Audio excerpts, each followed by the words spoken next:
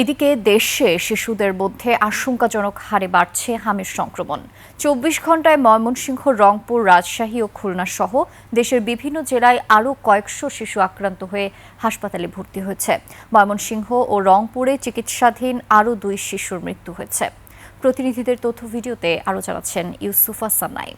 ৭২ ঘন্টা moisture lock সমৃদ্ধ lily body wash, শিয়া বাটারের goodness skin repair করে রাখে সফট ও গ্লোয়িং। ময়মনসিংহ মেডিকেল কলেজ হাসপাতালে হামের উপসর্গ নিয়ে প্রাণ হারিয়েছে ৩ মাস বয়সী আরও এক শিশু। এ নিয়ে জেলায় মোট প্রাণহানির সংখ্যা দাঁড়ালো ১৫-তে। ২৪ ঘন্টায় নতুন করে আক্রান্ত ৪১ শিশু ভর্তি হয়েছে হাসপাতালে। বর্তমানে চিকিৎসাধীন আছে ৮০ জন শিশু। এ পর্যন্ত জেলায় ৬৫২ শিশু হামে আক্রান্ত হয়ে চিকিৎসা নিয়েছে। রংপুর অঞ্চলেও পরিস্থিতির অবনতি হচ্ছে। রংপুর মেডিকেল কলেজ হাসপাতালে গত ২৪ ঘন্টায় আরও এক শিশুর মৃত্যু হয়েছে। এ নিয়ে এই অঞ্চলে মোট মৃত্যু ১০ জনে দাঁড়ালো। বর্তমানে আইসোলেশন ওয়ার্ডে ২০ শিশু ভর্তি ও ২ জনের অবস্থা আশঙ্কাজনক। স্বজনদের অভিযোগ, বেড সংকটে এক বিছানায় ২ থেকে ৩ জন শিশুকে রাখা হচ্ছে এবং সঠিক সময়ে আইসোলেশন না করায় অন্য শিশুরাও সংক্রমিত হচ্ছে।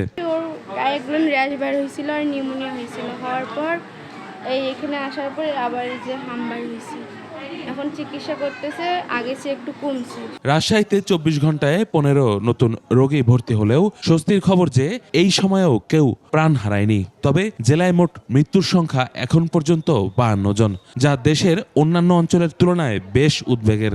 বর্তমানে ১০৯ জন রোগী চিকিৎসাধীন আছে। খুলনা বিভাগ জুড়ে গত ১ মাসে ১০ শিশুর মৃত্যু হয়েছে। এর মধ্যে কুষ্টিয়া জেলায় অবস্থা সবচেয়ে ভয়াবহ, যেখানে আক্রান্তের সংখ্যা ৫৮৭ জন। কুষ্টিয়ায় ২৪ ঘন্টায় ২০ নতুন রোগী ভর্তি হয়েছে এবং এ পর্যন্ত ৭ জনের মৃত্যু হয়েছে। চিকিৎসাধীন শিশুদের ৯০ শতাংশেরই বয়স ৬ মাস থেকে ১ বছরের মধ্যে। কুমারখালী ও দৌলতপুর উপজেলাকে এ সংক্রমণের হটস্পট হিসেবে চিহ্নিত করা হয়েছে। গাজীপুরের শহীদ তাজউদ্দিন আহমেদ মেডিকেল কলেজ হাসপাতালে বর্তমানে ৪৯ শিশু চিকিৎসাধীন রয়েছে। অন্যদিকে নাটোরে এখন পর্যন্ত ২০২ জন সন্দেহভাজন রোগী শনাক্ত হয়েছে, যার মধ্যে ১৫ জনের শরীরে হামের নিশ্চিত উপস্থিতি পাওয়া গেছে। ইউসুফ হাসান নাইম, ২১ টেলিভিশন।